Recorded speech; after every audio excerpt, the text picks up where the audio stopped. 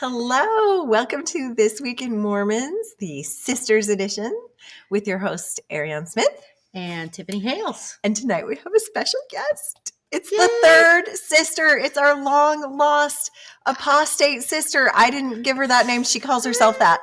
Would you like to introduce yourself, Ciaran? Hello, this is Ciaran Birch, joining once again. A pleasure.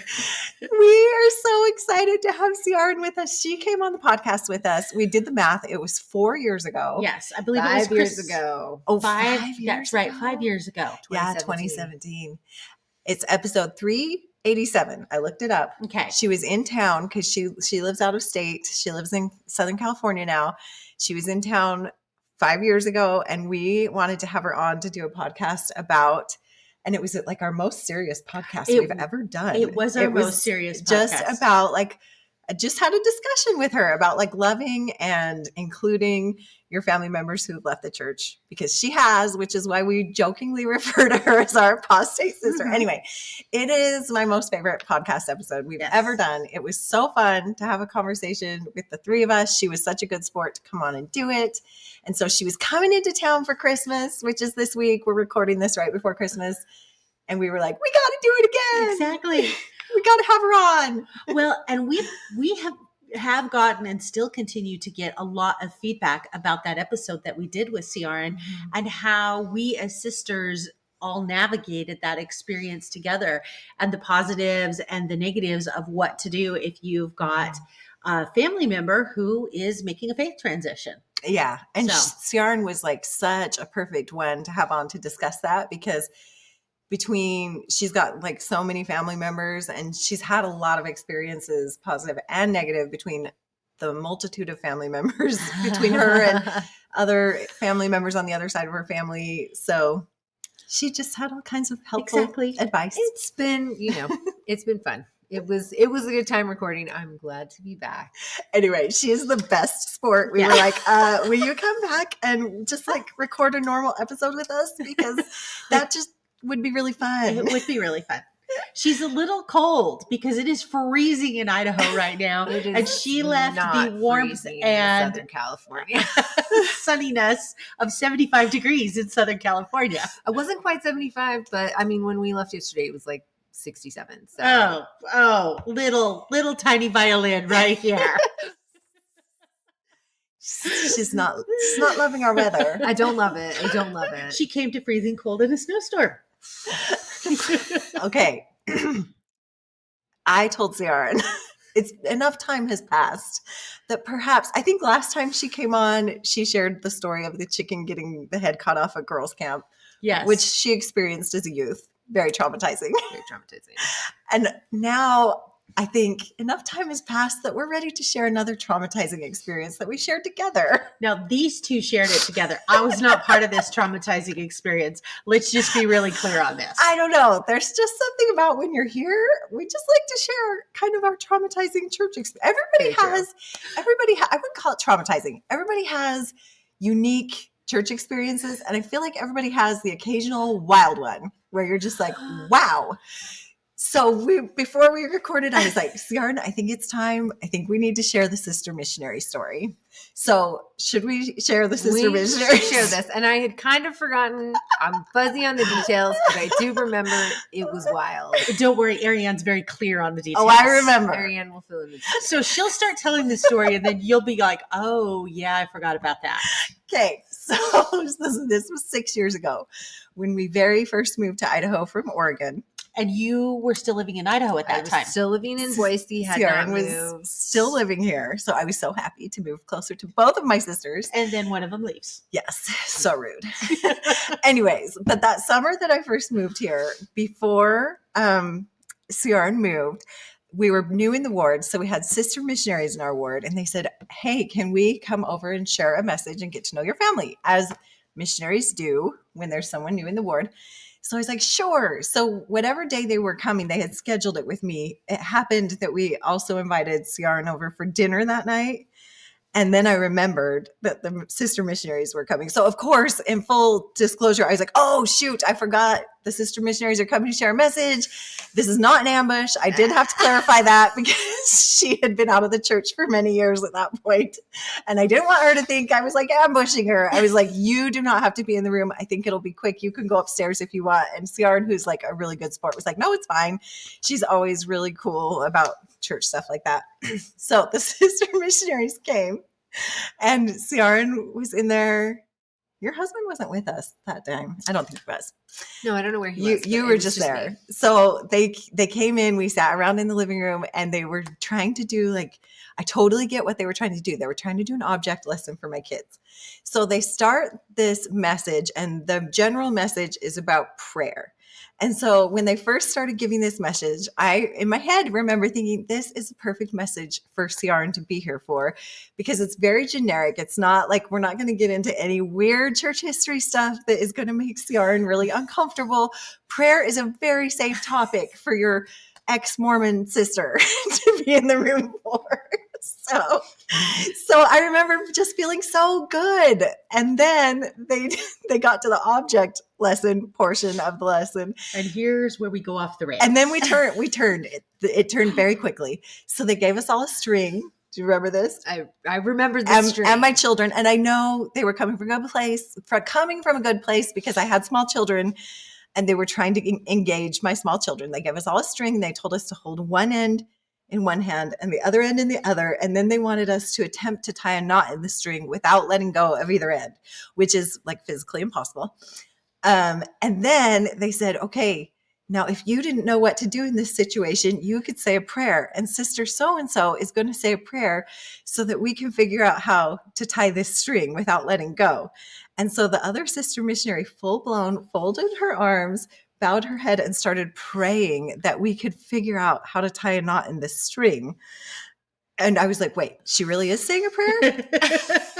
Like she's for real saying a prayer. Like, dear Heavenly Father, please bless us that we can tie a knot in this, like full blown praying over the string.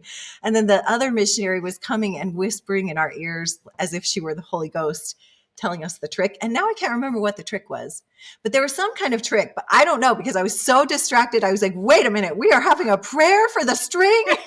And this prayer went like for minutes, like as long as it took her to go around to every person in the room. It was quite strange. And I open my eyes. My husband is just like, his eyes are shut tight, like no eye contact. So I open my eyes and I look at you and we were just looking at each other like, what is happening? Like we're giving each other the look like,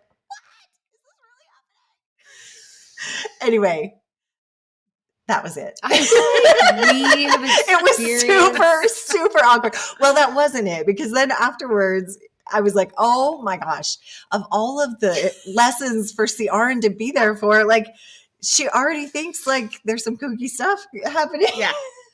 Well, I remember back in the day when I lived with you in Santa Barbara and that Santa Barbara ward, I feel like we had some wild experiences there too. That was a wild ward. That was a wild ward. Testimony meeting in that ward was really I fun. mean, open mic night. Yeah, it was. Anyway, it was just this and whole didn't you thing. have to kind of do some damage control with your kids afterwards? Yes. Afterwards, I had to tell my kids, like, hey, I know they were just doing an example, but we don't really say pretend prayers. We just say real prayers.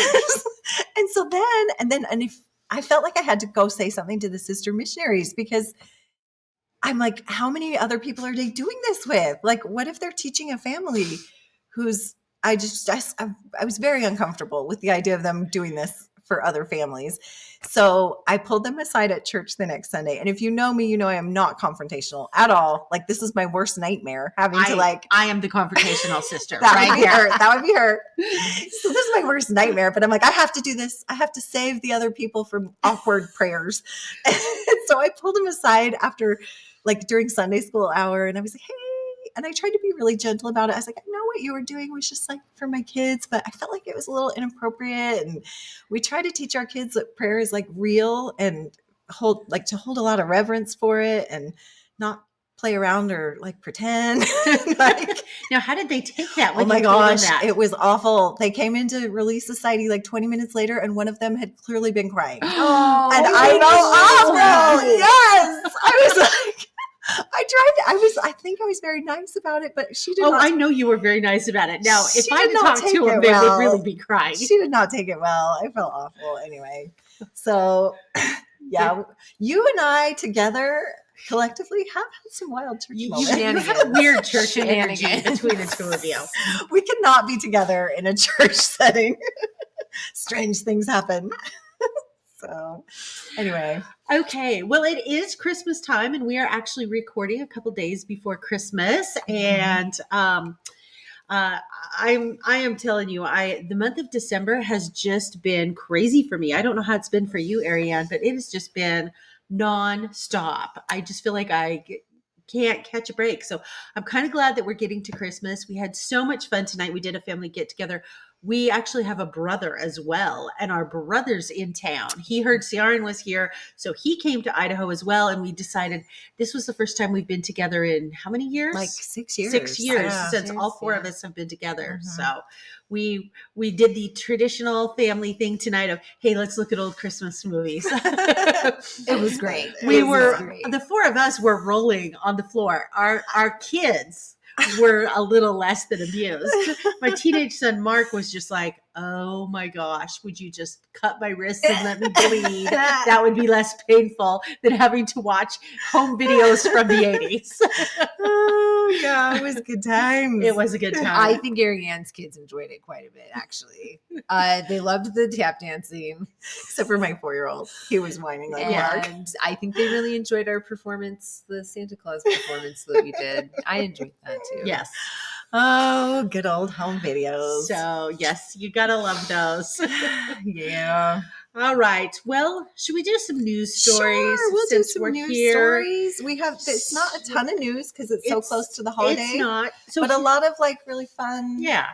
So here's what we're going to do Stories. tonight. We're going to start out with like 3 kind of newsy type typical stories that we do. Mhm. And then after that, we're going to get into, now, we always have our segment, Mormons Behaving Badly. And a few months ago, we started Marvelous Members to counterbalance Mormons Behaving Badly. And we have a whole bunch of Marvelous Member stories Yes. tonight that are just going to make you feel good and just hopefully be inspiring. And then I do have a little update when we get to Mormons Behaving Badly. But There's always one. There's always this one. this is a Christmas episode. We're gonna try and make this uplifting and very G-rated if you are listening to this driving to and from in the car with your kids. All right. So our first, I'll hit our first story. Start us off. This is breaking news. It is everyone. breaking news. This is the kind of news you get the week before Christmas.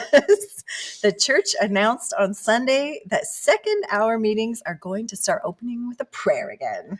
I know. When did they stop? Hot off opening the with presses, prayer? people. So In 2018. when they went to the 2 hour, When they went to the 2 from hour 3 hour to block. 2 Okay. hour. Because when I read this story, I was like, wait.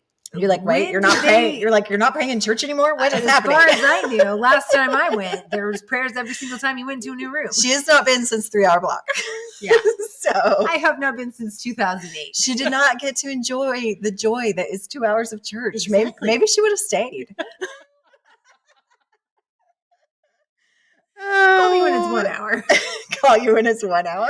So the way it currently goes is we do opening prayer in sacrament, we do closing prayer in sacrament, and then we head to either Relief Society or Sunday school, depending on what week it is. And you don't have a prayer. And you don't have a prayer. And I actually am really happy about this announcement because I still, even though it's been how many years since 2018? What are we? We're 4 years now. 4 years. It still feels awkward to me.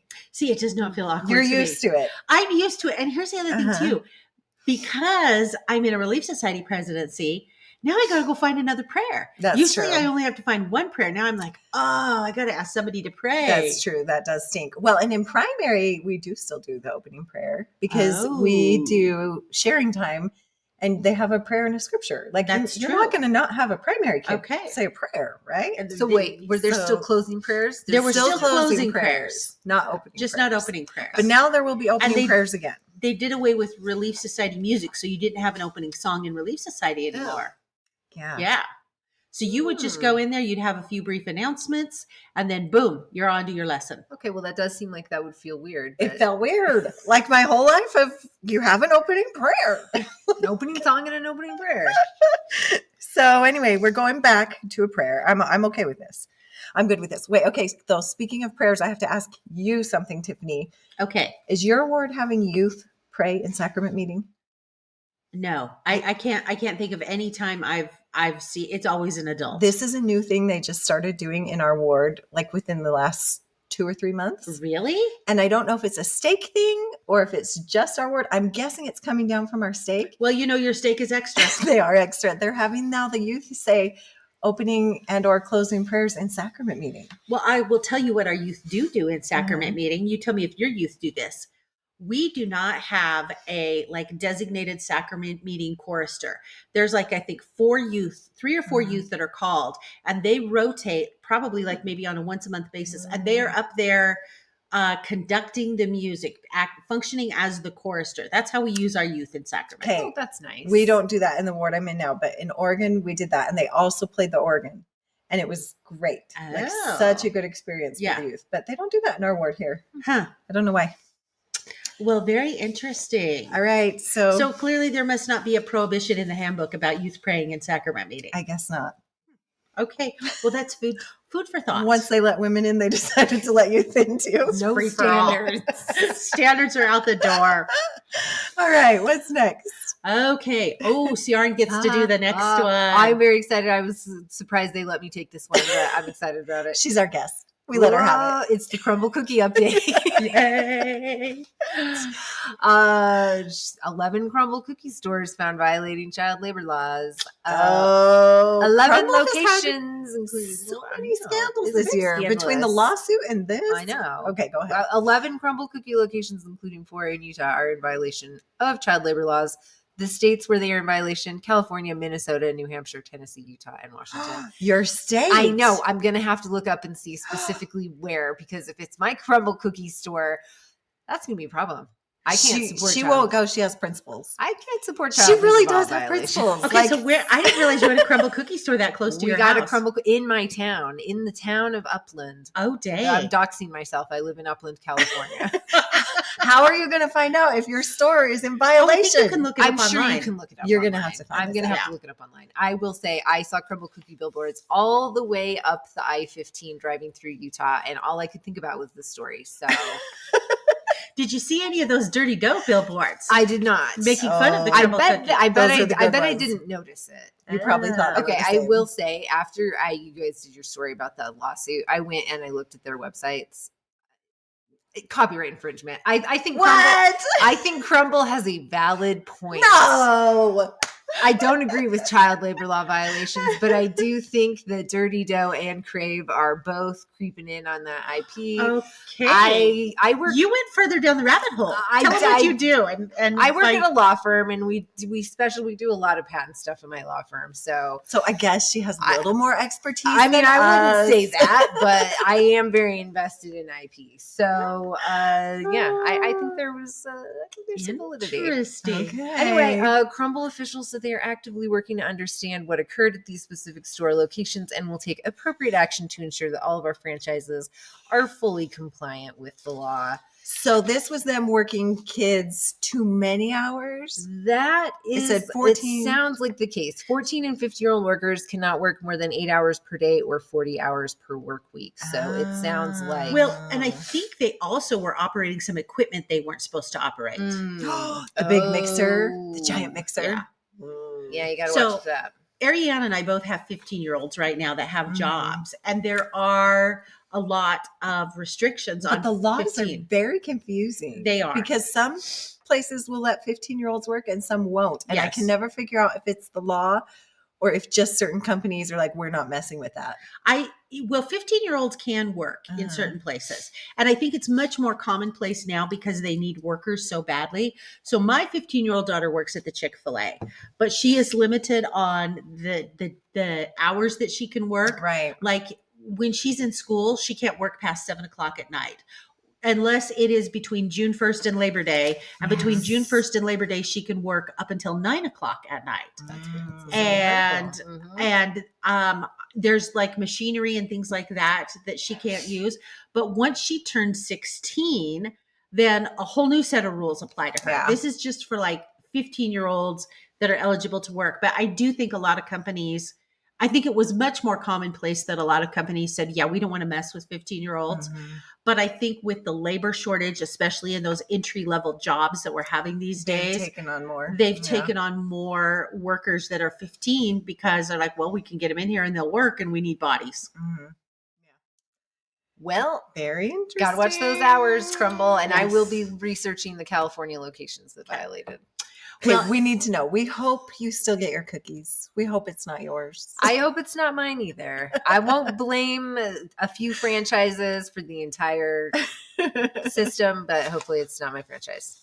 Well, I'm just really curious if Dirty Dough is going to take this opportunity, as they have done on many other occasions with this lawsuit, and Oh, do yeah. some videos, some satirical videos. You could make some pretty Or a billboard, funny like- or stuff. billboards. We respect children. Yeah. I don't know. I don't know what You those could, there's some potential there. There's some potential. All righty. Our next story, this is from both the Church News and the Deseret News carried this story. President Nelson issued a Christmas message, and he issued this last weekend on Sunday, December 18th. And this is very typical. He does this every year. He did a little video message. And if you were on social media at all in the last 5 to 6 days, it was all over social media. And it's just a really sweet, kind of nice message about Christmas. He says, the world needs the light of Jesus Christ, and the world needs your light. And he also says, I marvel at the increased will and human kindness that always emerge during this sacred season. As we commemorate the birth of him who is the light of the world, new light is kindled in each of us today. Today we need his light, the light of Jesus Christ, more than ever. And he says, he talks about being peacemakers, willing to reason with others rather than contend with them. And then he just expresses his gratitude and wishes everybody a very Merry Christmas. Very nice. It was a sweet message. very nice. On brand for President Nelson, and very heartfelt too, if you watch the video. Very good. Yes. Okay. Next story is about the Tabernacle Choir at Temple Square. Tab Cats. Cap Cats. Yes. They So had a big concert last They weekend. went back to their concert. And this is the Yay. first kind of like return to normal post-COVID. Of course, they canceled COVID year. Last year, they taped a concert but did not have a live audience. This year, they let the people back in. And I could not tell from the article, they didn't say if they filled it up or if they had like limited seating. I thought I read somewhere that they had limited seating. Okay. So the conference center, excuse me, seats about 21,000, and Mhm. usually they fill that up with 4 performances. I don't think they did that this year. Just one performance. Well, no, I think they had several performances. I just don't think they issued 21,000 tickets. All right. I saw something in one of those articles because of construction. They didn't want to fill it. Yeah, that's why it was. Oh, That's parking exactly is probably right. a mess. Yes, The because whole of all area of the is construction that just- they're doing that's on true. Temple Square. That's why they did it. So it wasn't COVID related or cold and flu Because season conference related. wasn't filled up either, was it? I feel I like don't think it conference was only was. partially Yeah, full this I don't year too. remember. I feel like I remember Yeah. hearing that. Probably from you guys because that's how I get my Mormon news. Oh, that's a lot of pressure. That is a lot of pressure. So anyway, this year's concert was December 15th. Oh, 16th and 17th. So it was Yeah. a few nights. So the guests this year, as you know, every year they have a musical guest, and then they also have a MC, what do you call it? Narrator guest. Narrator, yes. So the musical guest this year was Leah Salonga, and she is a actress and obviously singer, Tony Award-winning singer for her role in Miss Saigon, but also she is a Disney princess. She was the voice of Mulan, and she was the voice of Jasmine in Aladdin Oh, back in the days. Okay. So she is a legit Disney princess. yes. So Two-time she Disney Two-time princess. Disney princess. Yes. We have to take her seriously if she's a 2-time Disney princess. That's right. So she was the guest singer, and then Sir David Suchet. Am I saying that right? I thought maybe Suchet. Suchet, but I don't know. if it's French. I don't know. He's an actor from it England. sounds like he's British, so who Yeah. knows? Yes, he's British. He's from England. He was the narrator. Anyway, they both talked about what a great experience it was, and they both mentioned how intimidating the conference center was. Oh, Particularly him. He said he's used to smaller venues. And that was very intimidating. But then he also said this, I thought this quote was funny. He was talking about Mac Wilberg, the British actor, was talking about Mac Wilberg, and he said, he's not always the nicest person. And then he kind of said, like, not that he's mean, but he's a taskmaster. He is a taskmaster to get an excellent performance out of 300 or so people. But he said it was fun and it was a pleasure doing rehearsals, and it was a great experience. So very interesting. So anyways, that will air next year. So yes, they always do this a year backwards. So what they're airing right now on BYU TV is last year's concert. Yes. And that one features, what's her name? She was in that show. Oh, what is her name? Hilty, Megan Hilty. Oh, she was Who's in that? The show about the Broadway Yes, people. the Broadway show. Smash. It was Smash. Yes. It was a show. Oh, it was a good show. Okay, it was on so NBC. Catherine McVie was in it and Megan Hilty was in it. And they were kind of vying for the same role. It's like back in like 2008-ish. 2010. Yeah, 2010, the aughts. So what it was is and they had Deborah Messing was in it too. So Deborah Messing was a producer. So they were trying to get this Broadway show about the life of Marilyn Monroe off the ground. And so it kind of gave you, I mean, it was a fictional show. It wasn't a reality show, but it kind of gave you some insight into what it takes to bring a Broadway show actually to the stage. And so Catherine McVie was playing Marilyn when she was a brunette, and Megan Hilty was playing Marilyn when she was a blonde. Now, I have to tell you who I think Megan Hilty looks like. We're going to diverge here for a minute. Who? So every time I see these two, I think she looks like Whitney Carson on So You Think You Can Dance. And Whitney Carson is a member of the church. I could see that. And every time I see the two of them, I'm like, oh, you girls are sisters and you don't even know it. I could see that. They have a very similar look to them. Yes, I could see I that. don't know who that is either. Oh my gosh, you are culturally illiterate, my friend. I don't watch reality TV. Dancing with the Stars, right? Yeah, Dancing with the Stars. I thought you said So You Think You Could Dance. Is she on both? Oh, you know what? She was on So You Think You Can Dance, and she won or she placed really high on So You Think You Can Dance because she was on that at the same time Lindsay Arnold was, and then they both got contracts to Dancing with the Stars. Go on Dancing with the Stars. Okay, got it. Anyway, so Megan Hilty is on the concert that they are currently showing right now on PBS. On PBS and probably BYU TV.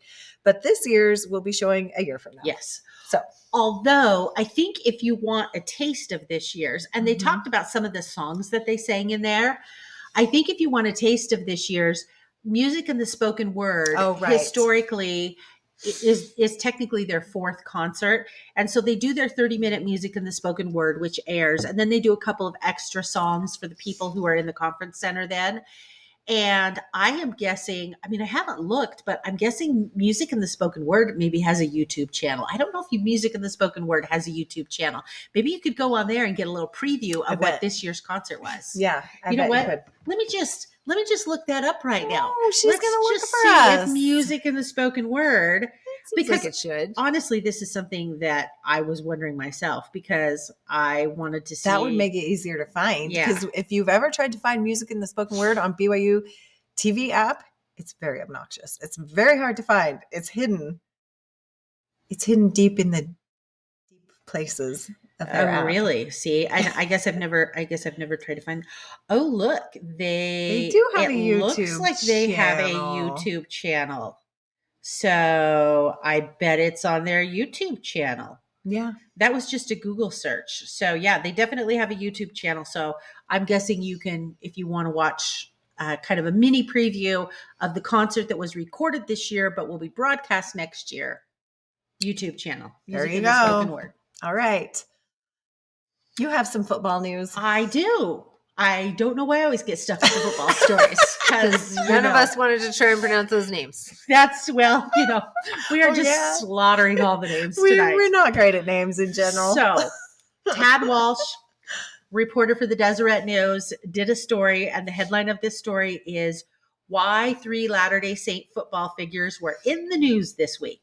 And this story came out December 15th, so about a week ago. So there were three football players or people associated with football that are members of the church that were in the news this week.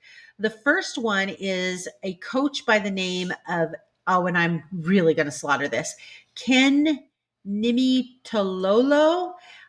He was the coach for Navy, Army, Navy, for Navy's football team. And apparently he got fired. That's which a bummer. is kind of a bummer and kind of an owie. He was featured in the movie The Meet the Mormons.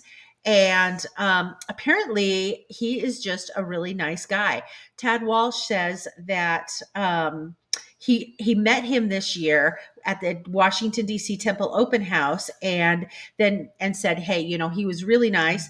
And then there was another writer for in a Washington Post column that wrote that he's an excellent football coach, but much better person. So I probably should have researched exactly the details of why he's no longer employed by Navy. I'm guessing right. Navy probably didn't have the best season. I don't know. Football coach is a rough job. I think they get fired a lot. They do. They get fired a lot. And it's usually if you're losing. Usually if you're a football coach and you're winning, they don't fire you. But if you've had a rough season or two, they're like, yeah, we're going to move on. We're going to try something else. So that was our first football person that was in the news. Mm-hmm. Our second football person in the news is a gentleman by the name of Mike Leach, and he was the football coach for Mississippi State, and he had a heart attack on Sunday and died Monday. And he was so young. He was 61. He was only 61. He was only 61. And so he apparently got his start with Lavelle Edwards. He was recruited to play at BYU. He got hurt and he never played, but he kind of took what he learned from Lavelle Edwards and created the next iteration of the passing game. And he gave it a cool name. It was called Air Raid. And what's kind of interesting about him, and there was a separate article about him where they interviewed a former home teacher / ministering brother. He was not a ministering brother at the time he ministered. It was still under the umbrella of home teaching, but a gentleman by the name of Thad Balkman. And he apparently has very fond memories of Coach Leach. Coach Leach, apparently his wife and his children were very active, went to church every week.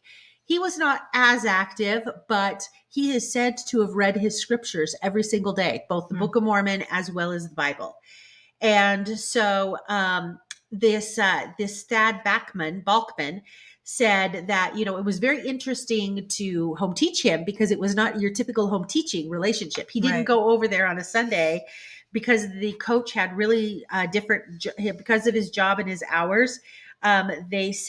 The coach said to him, hey, if you want to home teach me, you need to come to O'Connell's, which is a popular sports bar and grill near the campus where he was coaching. So he'd show up to O'Connell's and they'd have, he'd minister to him. That sounds like a sweet gig. I know. I noticed in that article, the guy that was the home teacher said he was the Elders Quorum president at the time. He was the Elders Quorum and president. that he loved football. So when they moved in the ward, he's like, I'll take this one. Yeah, right. He cherry picked, which I have to tell you, if you are in a Relief Society presidency, I can't speak for Elders Quorum because I'm not in Elders Quorum.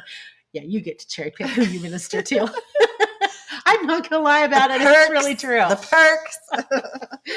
Anyway, so he said, they had a lot in common. Apparently, Coach Leach had actually gone to law school because this Thad Balkman had gone to law school and he's actually now a judge. So they talk about that. They talk about football. This Coach Leach was kind of a Renaissance man. And Brother Balkman says that, he was such an unconventional thinker in the way that he approached the offense in terms of football, but also how he approached life. And Brother Bachman also said, a lot of times when a ministering assignment is done, you really don't have contact with that person anymore. Well, Coach Leach had actually moved on because this was when he was at Oklahoma and he'd moved on to another university to coach. As coaches often do, we were just discussing. They still remained friends and in contact after that. That's how solid their friendship was. So that's football figure number 2. Now we're going to get to football figure number 3 that was in the news. Stanford University. Remember we talked about them last time. Oh, we did. And we talked about how their quarterback was LDS. Their quarterback. Because there were some jeers. Jeers from the crowd. The band did a halftime show that was borderline. It was the band. It was banned. It was very inappropriate. I do want to say, because last time we podcast, I kind of got up on a soapbox about this because I was infuriated that they can get away with that kind of stuff and not face any repercussions, versus something happens at BYU and all of a sudden the national media descends on Provo. So I was saying, Stanford hadn't even bothered to apologize. I would like to think it was our podcast that resulted in Stanford apologizing. Oh, they must have been listening. Because the next day, right after we podcasted, Stanford issued an apology. Now, granted, it was buried on page 98 of the newspaper, but said apology was issued. Anyway, that's not what this is about. That we just diverged there for a minute. This is about Tanner McKee, their returned missionary quarterback. And he has decided to forego his senior year, and he is going to enter the 2023 NFL draft. And right now he is slated to be as a fourth rated quarterback prospect in the draft. So he's pretty high up there. Mm-hmm. Of course, the article talks about, a lot can happen between now and April when they do the draft. Numbers, people, everything can change. Right. But he's a very interesting prospect for the draft. And anyway, so we'll have to follow Tanner McKee, because our last little football player that got drafted, Zach Wilson, I did not pull. Well, originally I pulled this article, but then I pulled it back. He's having a rough year. He's not doing great. He's not. Is he the one with the scandal? He is the one with the scandal. He's the one with the scandal. But the scandal has died down. The scandal's died down, but he's just not doing good. His football playing kind of sucks at the moment. And they replaced him, but then the replacement got hurt. So they had to put him back. Now they're bringing him back. Yeah. And we're hoping he can do a little better. Yeah. So we still believe in Zach. We're rooting for Zach. We want him to flourish and be a great football player. All right, here we go. Enough about football. Ciara's sitting here just shaking her head going, I could actually care not one iota about football. I was thinking about jokes that wouldn't be appropriate about Zach Wilson. So we did promise to keep this G-rated today. Exactly. Okay. All right, Ciara's going to take our next one. Okay. Again, they let me cherry pick. So I chose this story on Robbie and Alyssa Parker on 10 years since Sandy Hook. And I did not realize that these people were Mormon until I think you had talked about it earlier in the year on your podcast. Yes. Maybe it was that podcast you were telling me to listen to from LDS Living. So I will digress here. Just for a second. LDS Living in June of this year, and I think I've talked about this on the podcast. I'm pretty sure you did an interview with Alyssa Parker. I am telling you right here and now, if you have not listened to that podcast, go and listen to that podcast. It is so good. And the things that Alyssa talks about that they have learned in the 10 years since Sandy Hook. And she really goes through the detail and the emotions that day and what they did. You'll need your Kleenex. It's not going to make you feel sad. You will feel very hopeful, when you finish it, because she has such a sense of resilience. So I digressed. I'll go back to you now. I mean, you can tell that from this article. I need you to send me the link to that podcast because I would love to listen to that. Just talking about, the 10 years since the incident and how they've dealt with their grief and how they're dealing with their grief. And they just sound really amazing. She started a nonprofit that went to schools and tried to educate people on school safety. He says that he's a newborn intensive care unit. He works in a newborn intensive care unit, and he's using his experience with childhood grief to help other people. And, that just sounds really amazing. Mm-hmm. And then obviously they had a big year because, again, this is why I've been following very closely the Alex Jones thing, because he's crazy. And that fascinates me. And I watched that trial unfold this year, and it was wild. And so I was so happy to see that they were give a little background for our listeners who may not know about the Alex Jones case. Sorry, I know not everyone's everyone may not be as into this as you are. So just give our listeners a little background about Alex Jones. Alex Jones is a right-wing podcaster or video. I don't know. He's got a video podcast banned from every corner of the internet because he is crazy and lies a lot. And one of the biggest lies that he got in a lot of trouble for this year was saying that Sandy Hook was a false flag, or was a false flag shooting that was fake. the kids weren't shot, that the whole thing was a hoax to try and Conspiracy steal, theory. try and steal people's guns, which obviously it wasn't. And him saying this riled up his fans, and they went after the families of the Sandy Hook children and made their lives miserable, including the Parkers.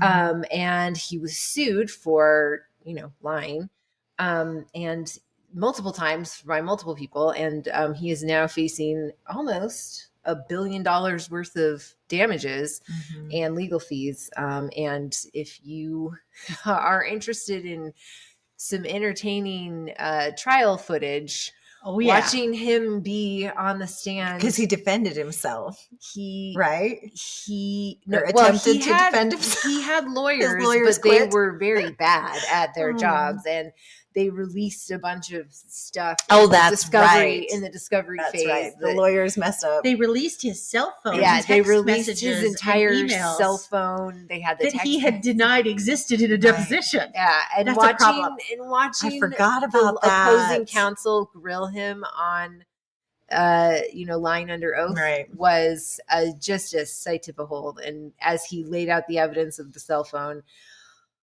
and also the judge in that case was choice. I don't know if you saw any of the judge's diatribes. I saw some clips. I didn't watch the whole thing, but I saw some clips, and she was amazing. Yeah, so she was good. I didn't realize that they were that these people were some of the main people, but it said here that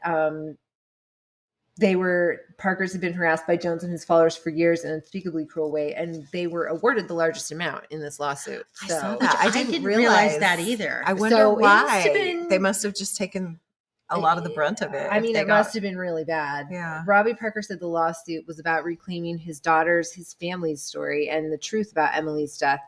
The lies had tarnished Emily's memory, he said, noting that the jury's verdict sends a very clear message to others and returns that part of his life and Emily's story to the Parkers where it belongs. Yeah. But yeah, so they just sound like really amazing people who have taken this unspeakable tragedy and used it for, really doing good in the world.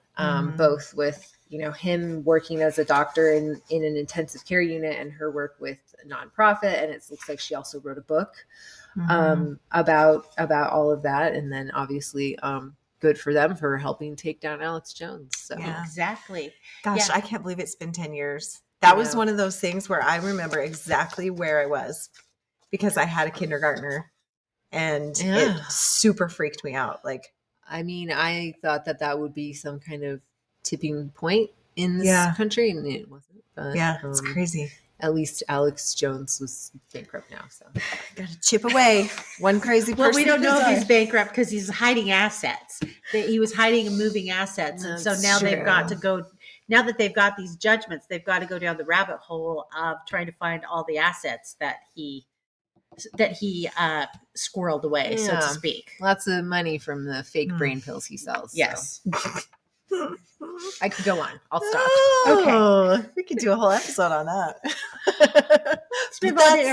That's not what this podcast is. All right. Okay. What do I have now? Oh, this one is fun because I know this person. This is just another highlight of a really cool member of the church. And I can attest this is a cool person.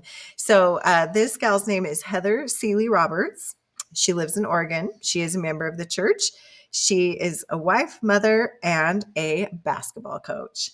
She has coached for years and years, but right now she is coaching boys. And she was the first woman to coach high school boys in Oregon since the 30s. I think they said back in the 1930s, there was a woman coach, but it's very rare to have a woman coaching a boys basketball team. High school boys basketball team. So this gal, Heather, I was so excited to see this article because I know her. She used to teach a boot camp class at the gym I went to when I lived in Oregon. The Saturday morning boot camp class, such a good class. She's an amazing teacher.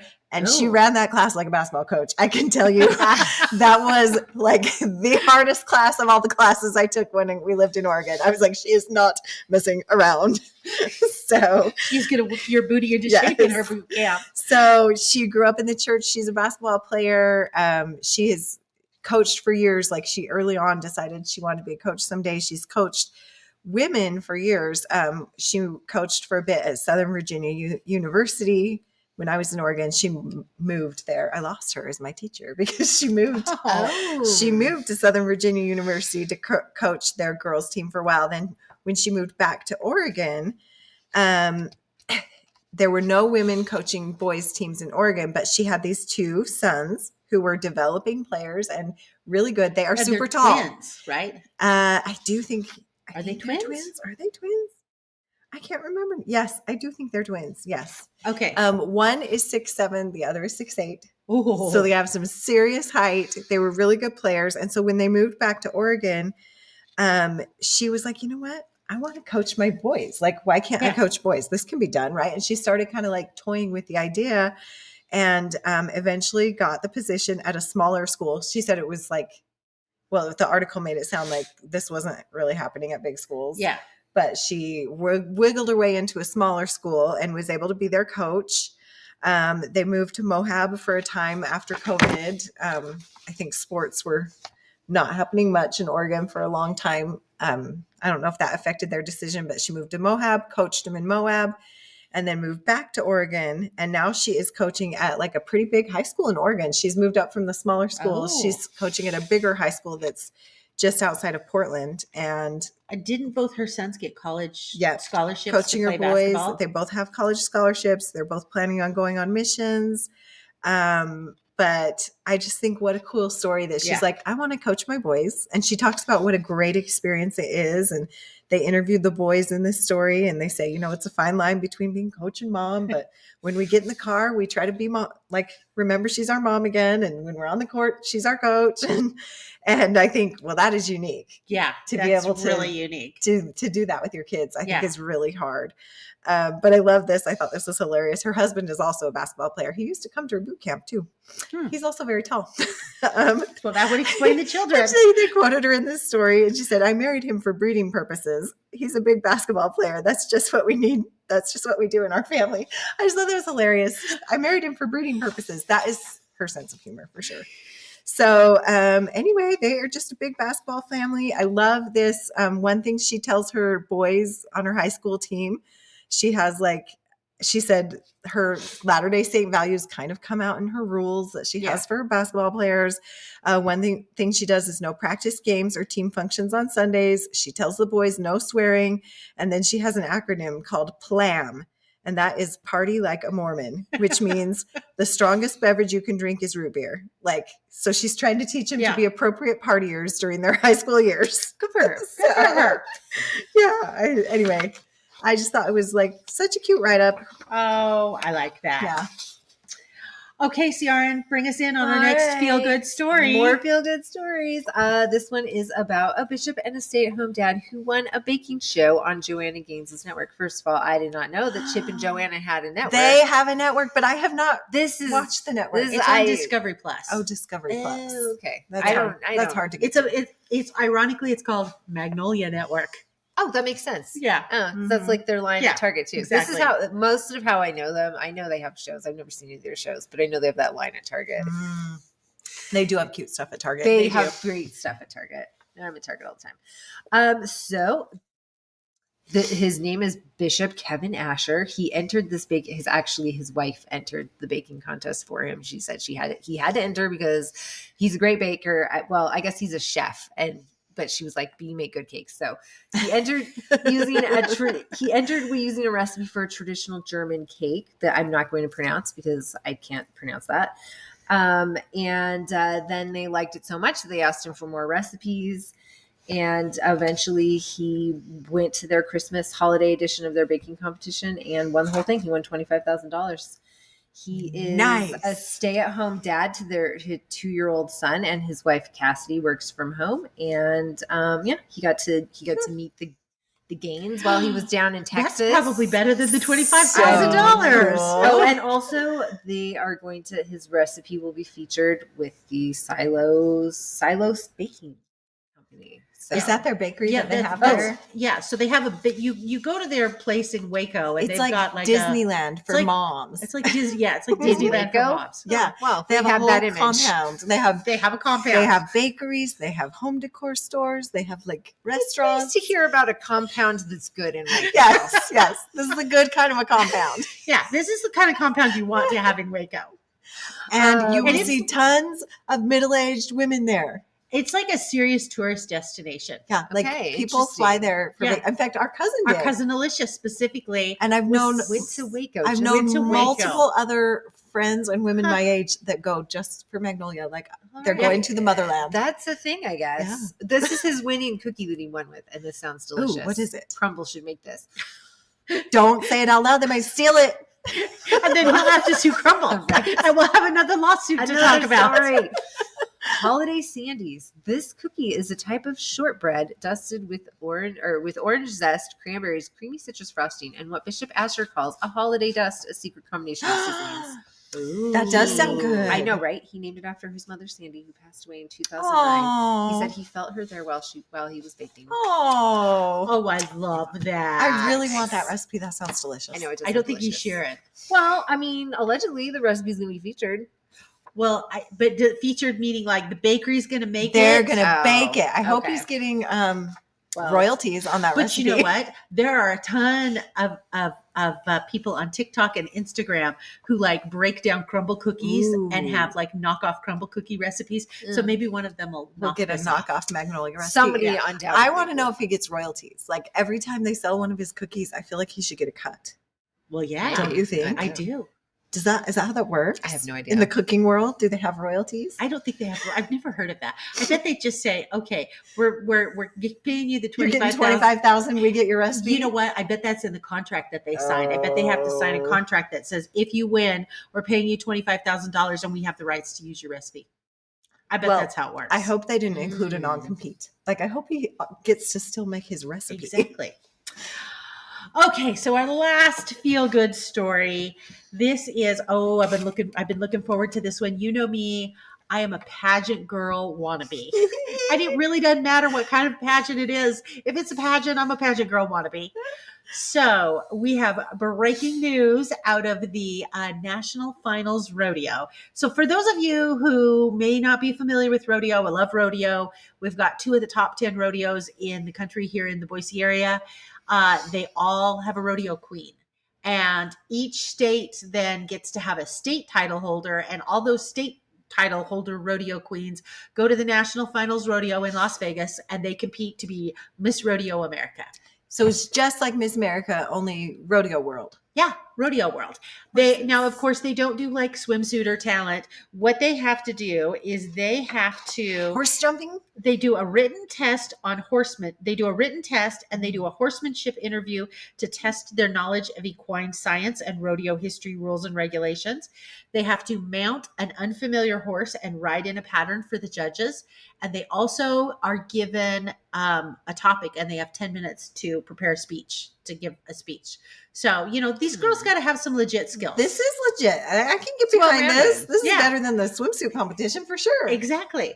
So our new Miss Rodeo America is a member of the church, and her name is Kennedy Riggs, and she hails from the great state of Arizona.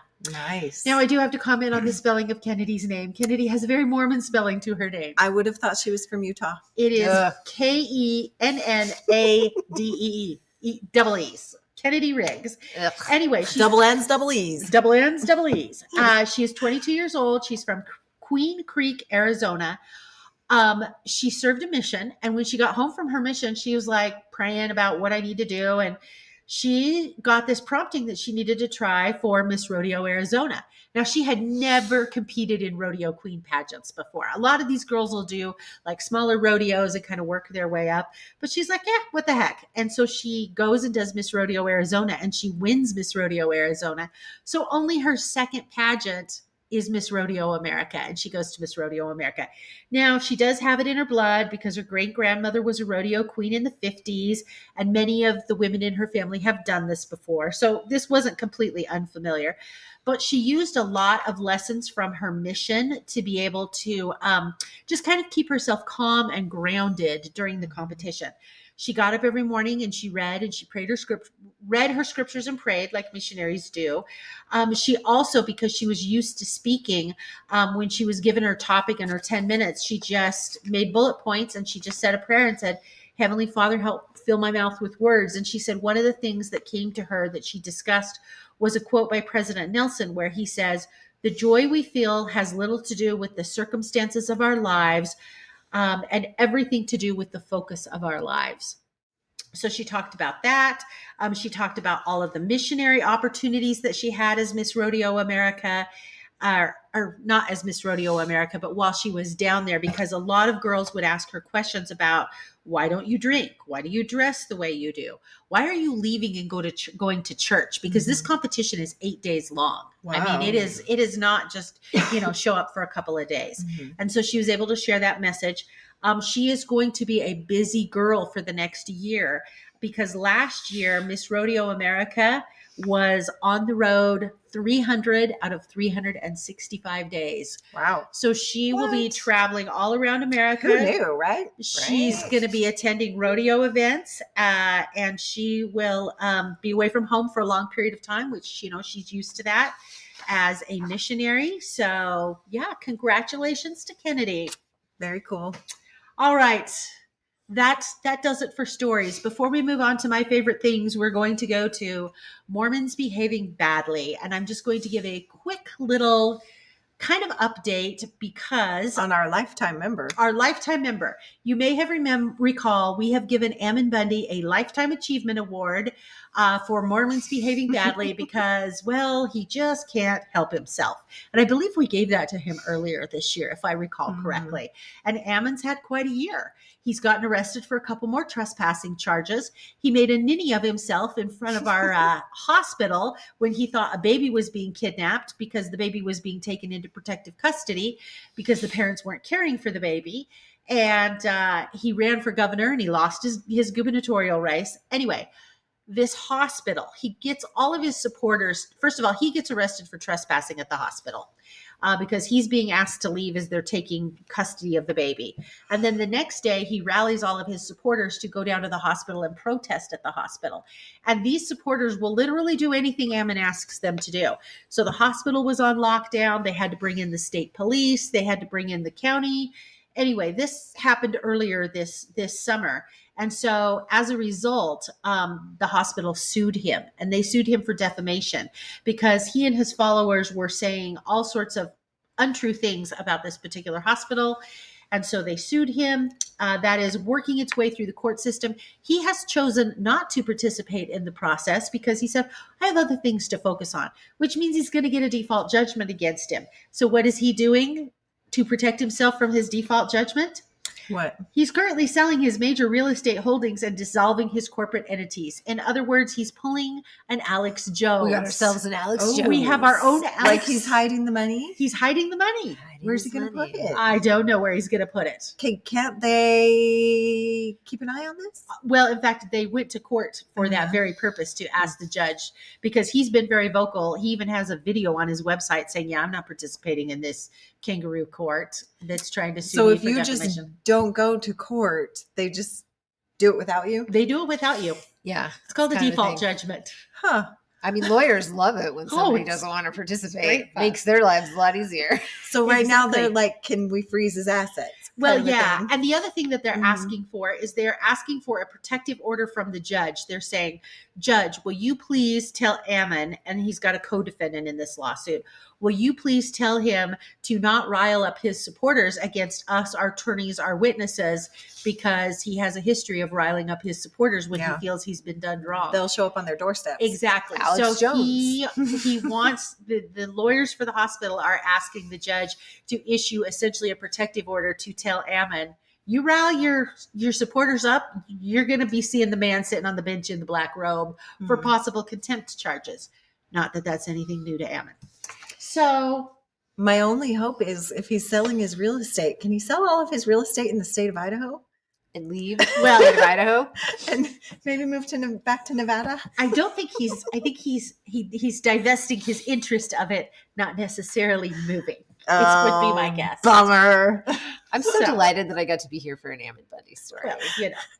Off pod, I'll have to tell you about the man I met who's writing a PhD dissertation on Am and Bundy and his ilk. Oh. Yeah. Titillating. Hey, yeah. Okay. All right. Should we do some favorite things? Let's do some favorite things to wrap this, to bring this home and wrap it up. Well, we always just like to share our favorite things at the end, just for the fun of it. So mine is holiday related this month. It is the show Spirited, the movie Spirited. Have you guys heard of this? No. Oh my goodness. It was in theaters, but it's also on like Apple TV, whatever, Okay. Apple Plus, whatever.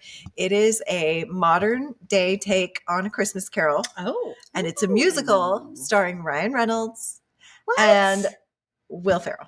How have I not heard about this? How have I not heard about this? It is so fun. Okay, if you put Ryan Reynolds and Will Ferrell in a room, That's it's going to gonna be be a good good. movie. Yeah. And there's music and dancing and lots Where of. did you say this was at? It's on Apple TV. No, I don't have Apple Oh, TV. we have it. We should watch it on Sunday.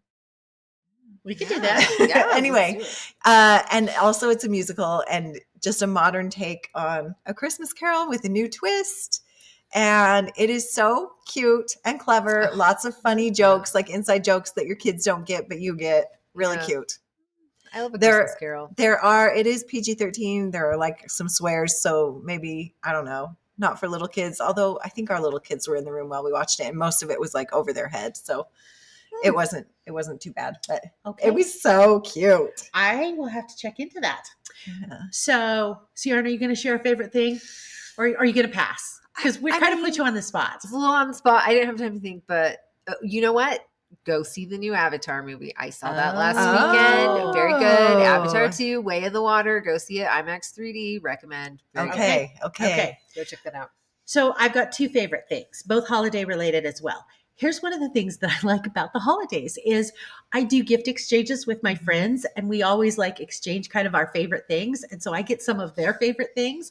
And so I got two really awesome gifts this year. The first one that I got, and I brought it for show and tell tonight, is this little book. Although unfortunately it's backwards on the video if you're watching this on YouTube. It is called Advent of Disciples, a 12-day Advent study.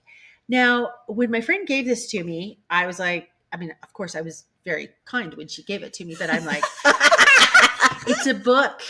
I don't do books. She doesn't read. If you don't know this about Tiffany, she reads piles and piles and piles of papers for her job. So she does not read outside of work. I do not read outside of work. I watch trashy TV. So I'm like, a book. Okay. So I get the book home and I open the book. I open it. And when I get it home, I open it and I'm like, oh, this is an easy book. This is a book I have to think about. This book has pictures and big print. I am all for pictures and big print. It's actually a really, really, really cool book. Now, my friend Julie, who gave this to me, because both of my gifts I'm talking about are from two different friends named Julie, because some people like collect stamps or dolls. I tend to collect friends named Julie. I have no less than 5 really good friends named Julie. It's very true. Mm-hmm. So this is from my friend Julie, and it is really cool. I didn't get it in time to do the 12 days of Christmas. And even if I had, I wouldn't have had time to do it in December. So I'm thinking about making this my January study. Oh. So it has 12 little chapters in it, and it is like an easy read. Like the first chapter is on Mary and Joseph. The second chapter is on Andrew. Third chapter, Simon Peter. Fourth chapter, James and John. Fifth chapter, Mary and Martha. And it just goes on. And so each chapter has just a little summary of the person.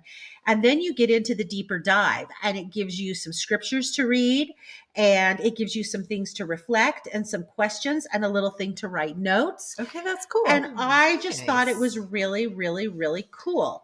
So it was written by Tess Frame and Lauren Lemons. And I know actually Lauren Lemons, I think, is a podcast listener. I think she likes the TWiM sisters. Really? So yes. Oh. So in our if you go to our Instagram site, I will send you the We'll link put it up on the because Instagram. they are Yeah. self-publishing this. Okay. But I just thought it was such a cool book. And this is coming from a non-bookie person. So I really like this.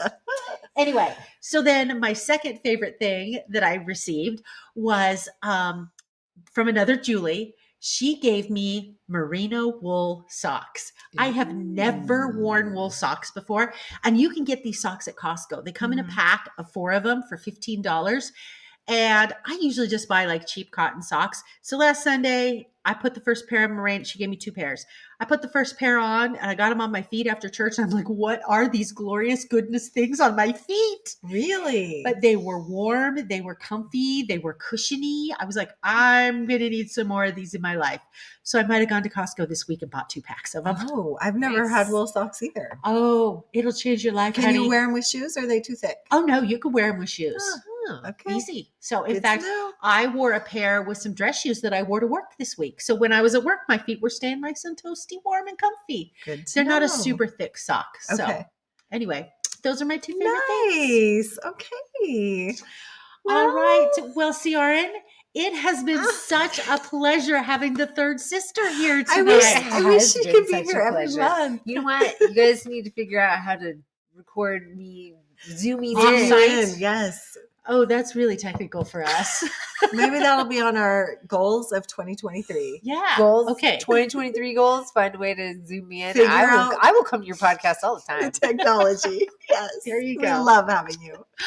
All right. Well, TWiM Nation, thank you so much for joining us. We appreciate you. We appreciate your listening and your downloads and your comments and your feedback. If you have any questions or comments, you can send those to contact@thisweekinmormons.com. You can find This Week in Mormons at Facebook, at Twitter, and on the Instagram. And if you are looking to throw some even more love our way, think about becoming a Patreon supporter. I know that recently Kurt has been releasing episodes early to people who are Patreon supporters.